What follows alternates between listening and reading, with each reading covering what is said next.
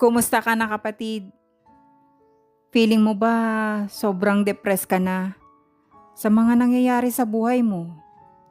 Yung pakiramdam mo, parang wala ka ng kwenta sa pamilya mo, sa mga mahal mo sa buhay, sa kapatid mo, sa kamag-anak mo, sa mga taong nasa paligid mo, at sa mga toxic na tao na hindi ka tinatantanan, sa mga kachichismis sa buhay mo.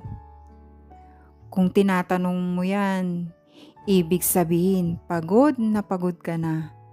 At gusto kong sabihin sa'yo, naiintindihan kita.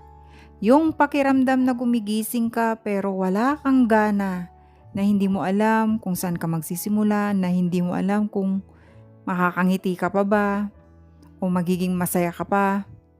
Yung tipong ngumingiti ka sa iba pero wasak na yung kalooban mo. Ang sakit niyan, lalo kung wala kang napapagsabihan. Ramdam kita kasi naramdaman ko yan. Yung pagod ka na pero hindi mo alam kung saan ka magsisimula para gumaan. Kung yan ang nararamdaman mo ngayon, hindi ka sira. Hindi ka rin mahina. Tao ka lang na nasasaktan din ng sobra. Depressed ka na ba? Hindi kita madadiagnose dito.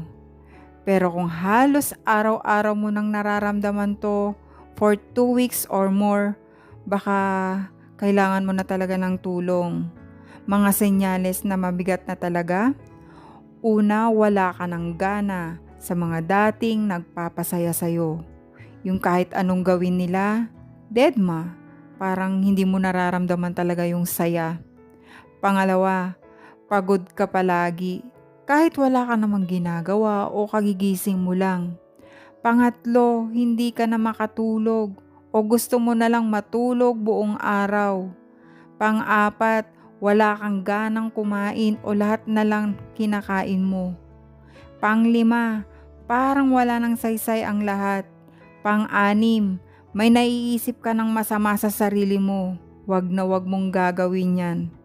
Kasi pagsisisihan mo sa huli, pero huli na lahat kasi wala na.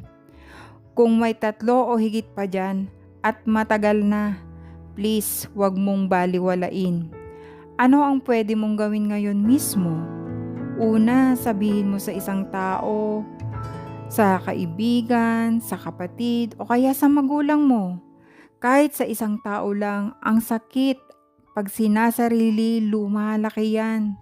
Pag sinabi mo, gumagaan din yan kahit papaano. Hindi ka pabigat.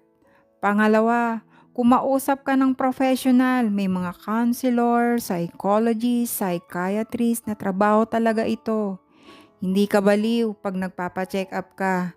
Ginagamot ang sugat sa puso gaya ng sugat sa katawan. Pangatlo, magsimula ka sa isang maliit na bagay ngayon. Maligo ka. Uminom ka ng tubig, lumabas ka saglit para masikatan ng araw. Hindi mo kailangang ayusin ang buong buhay mo ngayon. Kailangan mo lang hindi sumuko ngayong araw na ito. Pang-apat, kausapin mo si Lord. Kahit galit ka, sabihin mo, Lord, hindi ko na kaya, hindi ko na maintindihan kung anong nangyayari sa akin. Pero dito ako, hindi siya lalayo kasi depressed ka. Sa totoo lang, mas lalapit pa siya. Malapit ang Panginoon sa mga may bagbag na puso. Awit, chapter 34, verses 18. Gusto kong malaman mo, kapatid, hindi pa to ang dulo ng kwento mo. Ang sakit na nararamdaman mo ngayon, hindi yan habang buhay. May bukas pa, may pag-asa pa, at may halaga ka pa. Hindi mo kailangang maging okay ka ngayon. Kailangan mo lang manatili sa isang araw pa, isang oras pa, isang minuto pa. Kaya mo to. Hindi kasi mag-isa ka. Kasama mo ako, kasama mo si Lord. Ngayon, pwede mo ba akong sagutin ng totoo? Kamusta ka talaga?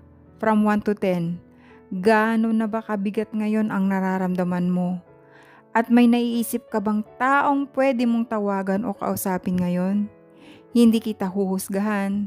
Nandito lang ako para makinig.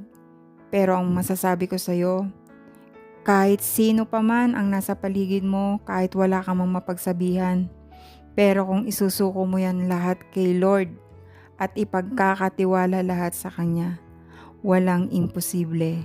Basta, thank you Lord palagi.